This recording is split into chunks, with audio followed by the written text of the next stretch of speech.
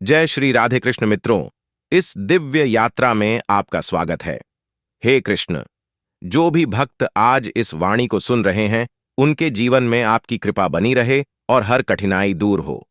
तो दोस्तों, आइए बिना देरी किए श्री कृष्ण के अमृत उपदेशों की इस अद्भुत यात्रा को शुरू करते हैं।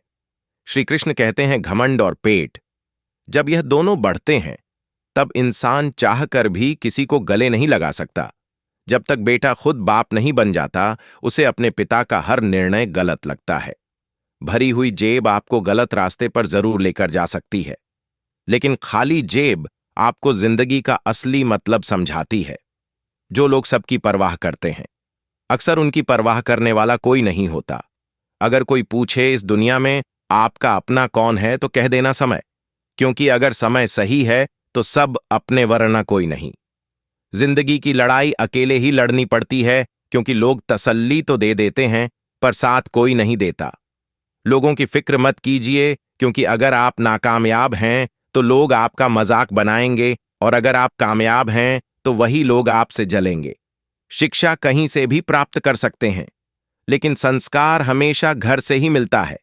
पैसा एक ही भाषा बोलता है। अगर तुमने आज मुझे बचा लिया तो कल मैं तुम्हें बचा लूंगा। पैसा फिर कहता है, भले मैं ऊपर साथ नहीं जाऊंगा, पर जब मैं नीचे हूं तुझे ऊपर लेकर जाऊंगा। माता पिता का हाथ पकड़कर रखिए, लोगों के पांव पकड़ने की जरूरत ही नहीं पड़ेगी। दिलों में वही बसते हैं जिनके मन साफ हो, क्योंकि सुई में वही धागा प्रवेश कर सकता है जिस धागे में कोई गांठ ना हो।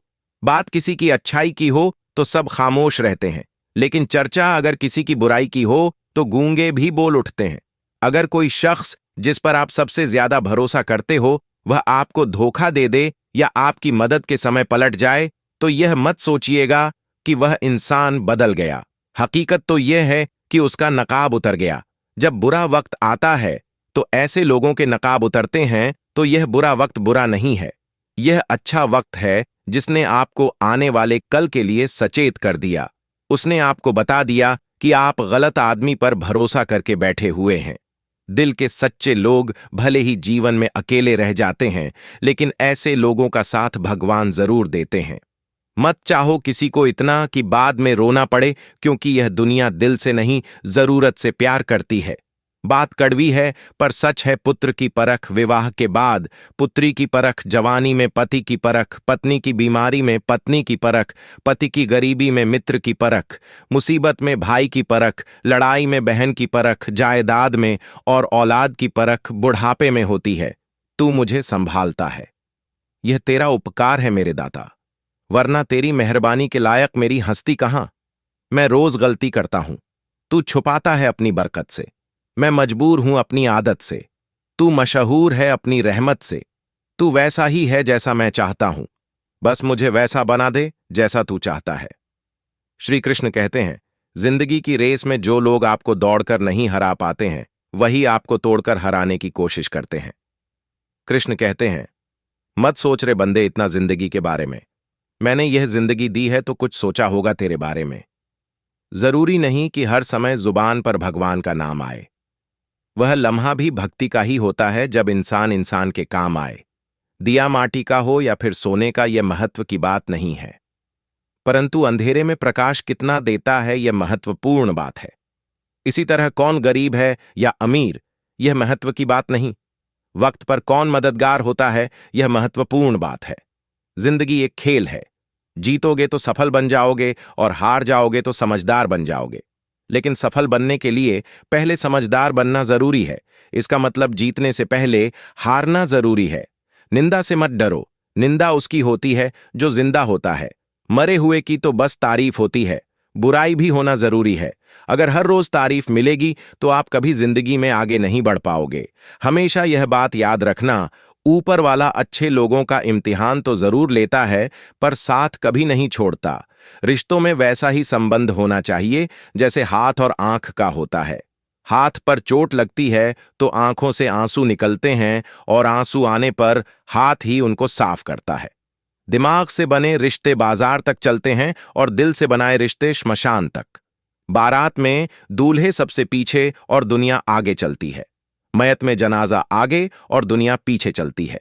यानी दुनिया खुशी में आगे और दुख में पीछे हो जाती है। जब कोई दिल दुखाए तो सबसे बेहतर है कि हम चुप हो जाएं, क्योंकि जिन्हें हम जवाब नहीं देते उन्हें फिर वक्त जवाब देता है। जिंदगी में जितना शांत रहोगे उतना ही अपने आप को मजबूत पाओगे, क्योंकि लोहा ठंडा होने पर ही मजबूत होता है। जब ऊपर वाला आपसे कुछ वापस लेता है तो यह मत सोचो कि उसने आपको दंड दिया है। हो सकता है उसने आपका हाथ खाली किया हो, पहले से कुछ और बेहतर देने के लिए। कर्म वह नहीं जिसका परिणाम हमेशा सही हो, बल्कि सही कर्म वह है जिसका उद्देश्य कभी गलत ना हो। बेइज्जती का जवाब इतनी इज्जत से दीजिए कि सामने वाला भी शर्मिंदा हो जाए। कुछ रास्तों पर आप अकेले ही चलते हैं, ना कोई परिवार, ना कोई दोस्त, ना कोई साथी, बस आप और आपकी हिम्मत। सच्चा मित्र वही है जो उस समय में भी आपके साथ खड़ा हो जब सारी दुनिया आपके खिलाफ है। गीता में लिखा है, यदि कोई आपको अच्छा लगता है तो अच्छा वह नहीं, अच्छे आप हैं, क्योंकि उसमें अच्छाई देखने वाली नजर आपके पास है। अगर कोई अकेला है तो इसका मतलब यह नहीं कि उसे कोई पसंद नहीं करता, बल्कि वह अकेला इसलिए है क्योंकि उसने दुनिया की औकात जान ली है। जो इंसान बुरे समय में भी मेहनत करता रहता है, उसका बुरा समय भी अच्छे समय में बदल जाता है। ईश्वर की शरण में निस्वार्थ भाव से जाए, क्योंकि आपको क्या चाहिए यह उन्हें पता है। जिस इंसान को सच बोलने की आदत होती है, लोग सबसे ज्यादा गलत उसी को समझते हैं। भरोसा यदि श्री कृष्ण पर हो तो वह सिर्फ कृपा ही नहीं करते, सारथी भी बन जाते हैं।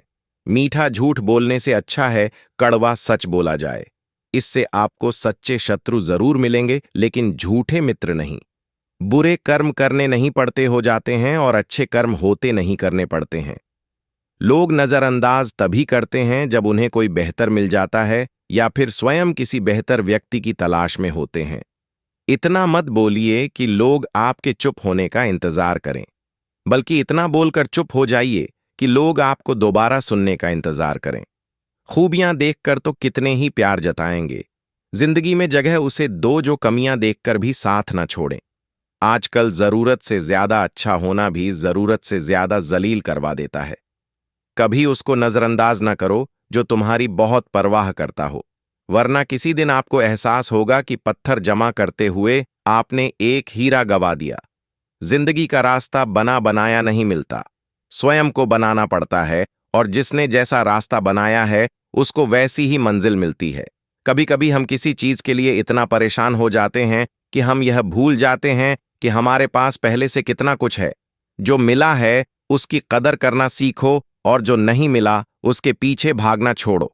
अगर तुम्हें लगता है कि जीवन ने तुम्हारे साथ अन्याय किया है तो थोड़ा धैर्य रखो।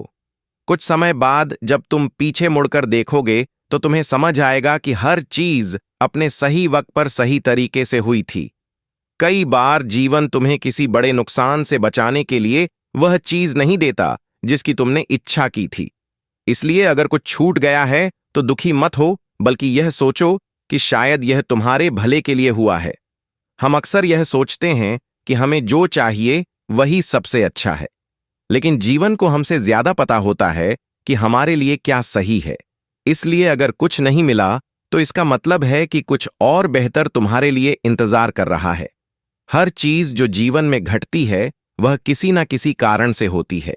हम अक्सर उस कारण को उसी वक्त नहीं समझ पाते, लेकिन जब समय बीतता है तब हमें एहसास होता है कि जो हुआ वह हमारे भले के लिए था। अगर कोई चीज तुम्हारे पास आकर भी दूर चली गई तो इसका मतलब यह नहीं कि वह तुम्हारी नहीं थी। इसका मतलब यह हो सकता है कि वह तुम्हें किसी और रूप में किसी और समय पर मिलने वाली है। जो तुम्हारे लिए लिखा गया है वह किसी भी हाल में तुम्हें मिलेगा, लेकिन तब जब तुम उसके लिए पूरी तरह तैयार हो जाओगे। जीवन पहले आपको योग्य बनाता है, फिर आपको वह चीज देता है जिसकी आपने इच्छा की थी। जो चीज अभी आपके पास नहीं है, हो सकता है वह आपको तब मिले जब आपको उसकी सबसे ज्यादा जरूरत हो। इसीलिए जीवन के फैसलों पर सवाल मत उठाओ, बस भरोसा रखो कि हर चीज सही वक्त पर आपके पास आएगी। कभी कभी आप जिस चीज को अपनी सबसे बड़ी असफलता समझते हो वही आपकी सबसे बड़ी सीख बन जाती है। जीवन में कुछ भी व्यर्थ नहीं जाता, हर अनुभव आपको आगे बढ़ने के लिए तैयार करता है। बस खुद पर विश्वास रखिए। अगर आपने किसी चीज के लिए पूरी मेहनत कर ली और फिर भी वह आपको नहीं मिली तो समझ लो कि वह आपके लिए बनी ही नहीं थी। जीवन हमेशा आपको वही देगा जो आपके विकास के लिए आवश्यक होता है। जो आपके जीवन में होना तय है वह किसी भी हाल में आपके पास आएगा, लेकिन जब तक वह नहीं आता तब तक खुद को उसके योग्य बनाओ। जीवन में कुछ भी संयोग से नहीं होता, हर चीज का अपना समय और कारण होता है। जीवन का हर मोड़ हमें किसी ना किसी कारण से मिलता है। जो कुछ भी आपके लिए तय किया गया है वह अपने सही समय पर आपके पास आएगा। इसे पाने के लिए आपको केवल धैर्य और विश्वास रखना होगा। श्री कृष्ण कहते हैं, जब जीवन के मार्ग पर अंधकार छा जाए, जब बाहर के सभी सहारे साथ छोड़ दें, तब मनुष्य यदि मेरे स्मरण में लग जाए तो वह अपने भीतर ऐसा प्रकाश पा जाता है जो संसार की किसी शक्ति से दबाया नहीं जा सकता। जब हम जीवन में किसी संकट से गुजरते हैं, जैसे किसी अपने का बिछड़ जाना, असफलता का सामना करना, बीमारी या धन की कमी, तब ऐसा लगता है मानो हर दिशा से रास्ते बंद हो गए हों। हम सोचते हैं कि अब क्या करें, किसका सहारा लें।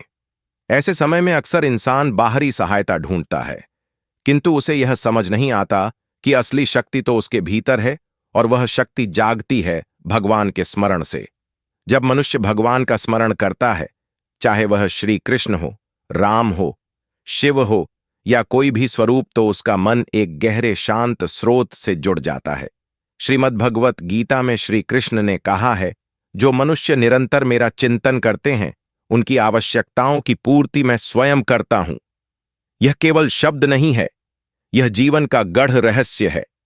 संकट में जब हम भगवान को पुकारते हैं वह सुनते हैं, लेकिन उससे पहले हमारा हृदय हल्का होता है, हमारी घबराहट कम होती है। जिस मानसिक तनाव में हम फंसे होते हैं वह छंटने लगता है। यह ठीक वैसा है जैसे कोई बच्चा अंधेरे में डर जाए और तुरंत अपनी मां को पुकारे। मां उसके डर को खत्म तो नहीं करती, लेकिन उसकी उपस्थिति ही बच्चे को सुकून देती है। वैसे ही भगवान का स्मरण एक भावनात्मक सुरक्षा बन जाता है, जिससे डर धीरे धीरे पिघलने लगता है। जब हम भगवान का नाम लेते हैं तब हमारे भीतर की ऊर्जा, जिसे हम मानसिक शक्ति कहते हैं, जागने लगती है। हम डरने के बजाय साहसी हो जाते हैं। हम हार मानने के बजाय समाधान ढूंढने लगते हैं। हमारी सोच सकारात्मक हो जाती है क्योंकि हम जानते हैं कि कोई तो है जो हमें देख रहा है। श्री कृष्ण स्वयं कहते हैं, संकट में मेरा नाम लेने वाला भक्त मेरा साक्षात सानिध्य अनुभव करता है। यह अनुभव बाहरी दुनिया को दिखाई नहीं देता, पर वह मनुष्य को भीतर से एक नया जीवन दे देता है। और यही है मानसिक शक्ति, वह शक्ति जो दुख में भी मुस्कान दे, जो भय में भी स्थिरता दे और जो अंधेरे में भी उजाले का एहसास कराए। इसीलिए जब जीवन में संकट आए तो उसे टालने की कोशिश मत करो, उसे सहो, पर अकेले नहीं। श्री कृष्ण के स्मरण के साथ उनके नाम का सहारा तुम्हें वह शक्ति देगा जो किसी किताब, किसी इंसान या किसी धन से नहीं मिलती। यह शक्ति तुम्हारे भीतर जन्म लेगी, जैसे अर्जुन को मिली थी, जैसे मीरा को मिली थी, जैसे हर उस भक्त को मिली जिसने संकट में कृष्ण को पुकारा। श्री कृष्ण कहते हैं, जो आया है वह जाएगा। दिन आता है फिर रात आती है, दुख आता है फिर सुख आता है। इस परिवर्तन को जो समझ गया वह जीवन के हर क्षण में शांत रहता है। यह संसार नित्य परिवर्तनशील है, कुछ भी स्थायी नहीं है। जो आज है वह कल नहीं रहेगा। यही जीवन की सबसे बड़ी सच्चाई है, जिसे समझकर इंसान अपने दुखों में भी धैर्य रख सकता है और अपने सुखों में भी विनम्र रह सकता है। श्रीमद् भगवत गीता में श्री कृष्ण ने स्पष्ट कहा, हे अर्जुन, सर्दी गर्मी सुख दुख लाभानि सब क्षणिक हैं, आते हैं और चले जाते हैं, इसलिए इन्हें सहन करना सीखो। जब हमारे जीवन में दुख आता है, चाहे वह कोई कठिन परिस्थिति हो, आर्थिक संकट हो या अपनों का साथ छूट जाना हो, हम टूट जाते हैं। लगता है यह दुख कभी खत्म नहीं होगा, पर श्री कृष्ण याद दिलाते हैं कि जैसे हर रात का अंत होता है, वैसे ही दुख का भी अंत होता है। जैसे अंधकार के बाद उजाला आता है, वैसे ही हर पीड़ा के बाद सुकून आता है। एक बार की बात है, एक वृद्ध भक्त श्री कृष्ण की भक्ति में लीन रहता था। उसके जीवन में कई दुख आए। उसका बेटा बीमार पड़ा, खेती बर्बाद हो गई, घर में खाने तक को अन्न नहीं रहा। गांव वाले कहते थे कि वह भगवान को व्यर्थ पुकारता है, कोई सुनता नहीं। पर वह मुस्कुराकर कहता, रात चाहे जितनी लंबी हो, सुबह जरूर होगी। कृष्ण की कृपा समय बदलते हुए ही प्रकट होती है और कुछ ही महीनों बाद उसके बेटे का रोग ठीक हो गया। बारिश अच्छी हुई और खेत भरपूर लहलहा उठे। गांव वाले हैरान थे, लेकिन वह वृद्ध शांत था। उसने कहा, कृष्ण मुझे पहले दुख देकर सहनशील बनाना चाहते थे, ताकि जब सुख आए तो मैं उसका अहंकार ना करूं। यह कथा हमें यही सिखाती है कि हर दुख एक परीक्षा है और हर परीक्षा का अंत होता है। मनुष्य को अपने जीवन में यह स्वीकार करना होगा कि समय स्थिर नहीं रहता। जैसे दिन के बाद रात आती है, फिर रात के बाद दिन, वैसे ही जीवन में हर स्थिति स्थायी नहीं होती। कभी हम हंसते हैं, कभी रोते हैं, लेकिन जो इस चक्र को समझ गया वह रोते हुए भी मुस्कुरा सकता है और मुस्कुराते हुए भी विनम्र रह सकता है। श्री कृष्ण कहते हैं, जो मेरे ऊपर विश्वास रखता है उसके जीवन में कभी अंधकार स्थायी नहीं हो सकता। मैं उसके लिए वह समय चुनता हूं जब वह परिणाम को सहने की योग्यता पा चुका हो। मेरी योजना में देर हो सकती है, पर अंधेर कभी नहीं होता। जब हम जीवन में किसी लक्ष्य की ओर बढ़ते हैं, तब अक्सर हमें लगता है कि हमने सब कुछ कर लिया। मेहनत, प्रयास, प्रार्थना, फिर भी परिणाम नहीं मिल रहा। हम इंतजार करते हैं, लेकिन समय जैसे थम सा जाता है। लगने लगता है कि कहीं भगवान हमें भूल तो नहीं गए। क्या हमारी पुकार उनके कानों तक पहुंच भी रही है या नहीं? लेकिन वहीं पर श्री कृष्ण का यह गढ़ संदेश हमारे जीवन को दिशा देता है। देर हो सकती है, पर अंधेर नहीं। जरा सोचिए, अगर बीज बोते ही फसल उग जाए तो क्या वह मजबूत होगी? नहीं, उसे धरती की गहराइयों में रहना होता है, अंधकार सहना होता है, पानी और धूप की प्रतीक्षा करनी होती है। और जब समय आता है तब वह अंकुरित होता है, पनपता है और फिर विशाल पेड़ बनता है। ईश्वर का कार्य भी कुछ ऐसा ही है। वे हमें तुरंत फल नहीं देते, क्योंकि वह फल हमारी आत्मा को मजबूत बनाने के बाद ही दिया जाना चाहिए। जीवन में कई बार हमारी इच्छाएं तुरंत पूरी नहीं होती। एक परीक्षा देने के बाद, एक अवसर के लिए तैयारी करने के बाद, कोई स्वप्न देखने के बाद जब देर होती है तो हम टूटने लगते हैं। पर जो नहीं जानते वह यह है कि देर ईश्वर का मौन निर्माण है। उस देरी में ही वह हमारी परिपक्वता को आकार देते हैं। जैसे मिट्टी के दीपक को पकने में समय लगता है, वैसे ही हमारे कर्मों का फल भी पक कर ही हमारे जीवन में आता है। नया दिन है, चलो कोई नई बात करो। कल बेशक हारे थे, पर आज नई शुरुआत करो। ना शौक, ना शोहरत, ना किसी के प्यार के लिए तुम्हें जीतना है, सिर्फ अपने परिवार के लिए। षड्यंत्र से सफलता तो हासिल की जा सकती है, लेकिन श्रेष्ठता नहीं।